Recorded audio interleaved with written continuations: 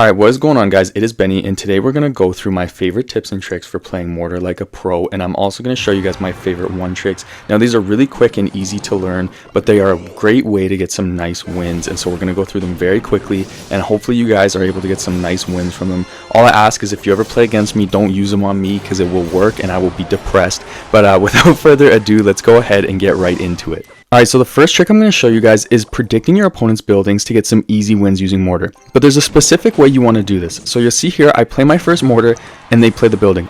I don't want to defend against this. I just want to let that go, let my Mortar do its thing, and let its Tesla counter my Mortar. Now, I'm back to my second Mortar. He's going to go ahead and play its Tesla, and again, I'm not defending that Mortar. I want him to be comfortable defending my Mortar with his Tesla or whatever building they're playing. Now, the reason why you're waiting to predict the Mortar is because you want to punish them when you have the evil Mortar. This is when you're going to get the most damage possible and capitalize off of your prediction. So you go ahead and play your evil Mortar, and then you play your tank or whatever card in front to predict the building. And now it's really hard for them to defend, and you can absolutely punish them for being comfortable playing that building. The amount of times I've won games purely because my opponent got comfortable using a building to counter my Mortar, and I was able to capitalize off of this because I was patient and didn't try to get a ton of damage right off the start is insane. And if you can get used to doing this, I guarantee you're going to get some amazing easy wins because of this. Just remember, it's not about predicting the first or second building, it's about predicting their counters when you have the evil Mortar, because that's when you're going to capitalize off it the most. And this simple trick, it seems really simple,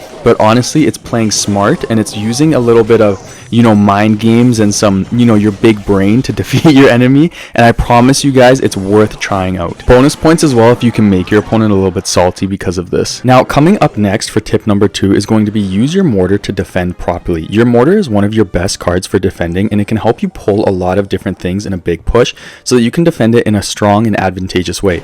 A great example of this is against Lava Hound, where you can pull the balloon in front of the Lava Hound by placing a Mortar strategically in front, aggressively in the same side as the Lava Hound. Sometimes it simply just makes the most sense to use your Mortar to pull a card and survive a little bit longer and give you the time to either get some more elixir or get the proper counter down, or even just get it in an ideal position for both your towers to aim on it. Now, coming up next for tip number 3, it's going to be make sure that you know the important interactions. And a great example of this is going to be if you're playing against an opponent who uses Barbarians and they play the Barbarians to counter your Mortar.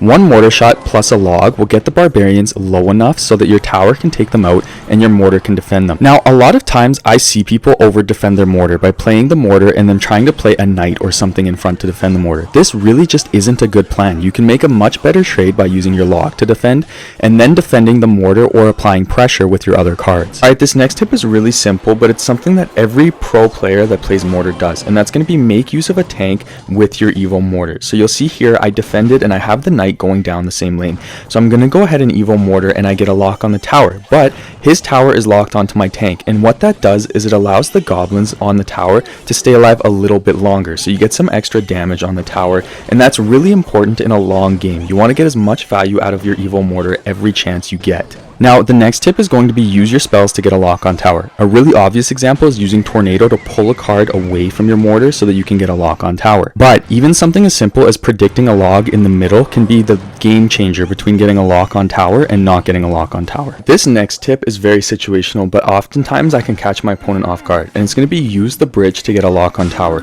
You'll see here he plays the Dark Prince, and I'm able to pull the Dark Prince to jump across the bridge, even though he's already on the bridge, which is crazy. And by doing that, you can get a lock on tower because your Mortar will stop targeting the Dark Prince. Now, the nice thing about this is this also works against the Prince and any card that would jump over the bridge. And, it's also pretty nice because Giant Prince and Double Prince is back in the meta a little bit. So this is a nice little trick that you can do against some of these meta matchups. And as soon as you do it, you'll lock on the tower. Your opponent won't expect it. They'll be like, what the heck just happened? And you can get some nice damage out of that, which can oftentimes be the difference between a win and a loss in a close Mortar matchup. Up next is going to be play your Mortar in a way where you can defend and attack at the same time. A great example of this is against Hog Rider, where you can pull the Mortar into the middle to pull the Hog Rider and defend it while also getting a shot off with your Mortar. It's also important and worth mentioning not to play your Mortar in the middle here unless you're doing it for a defensive position.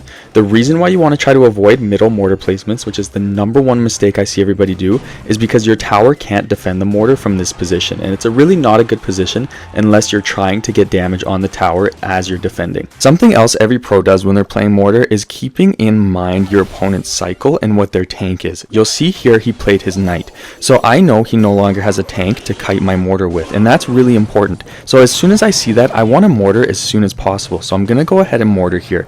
And he's going to have to spend a ton of elixir kiting my mortar with cards that aren't that great for kiting. He's playing cheap cards that get one-shotted by my mortar. And it's a lot easier for me to get a lock on tower, outcycle him, and put him in elixir disadvantage so I can capitalize off that for the whole match. Alright, and for our last tip, it's going to be only play a defensive mortar at the right time. And I see a ton of people make this mistake, and if you've watched my mortar guides, you probably already know about this, but you only want to be playing a defensive mortar when it's going to give meaningful damage to a low HP card or to cards that are going to be susceptible to splash damage, like in this case recruits, or it's going to be pulling a high HP card like Giant or Goblin Giant or E-Giant. Now you don't want to be playing a defensive mortar against something pointless, like, you know, if they play a Knight, I don't want to see you dropping a defensive mortar. You want to be playing your defensive mortar when it's going to make a meaningful change, and you know, you don't want to waste that elixir on a defensive mortar if it's not needed. But anyways guys, that is it from me. That is 10 tips, and I really hope that these help you guys out, and let me know what your favorite tips are down below. My favorite is the building one. I really enjoy using that one, so hopefully you guys get some nice easy wins, and I look forward to seeing you guys in the next video.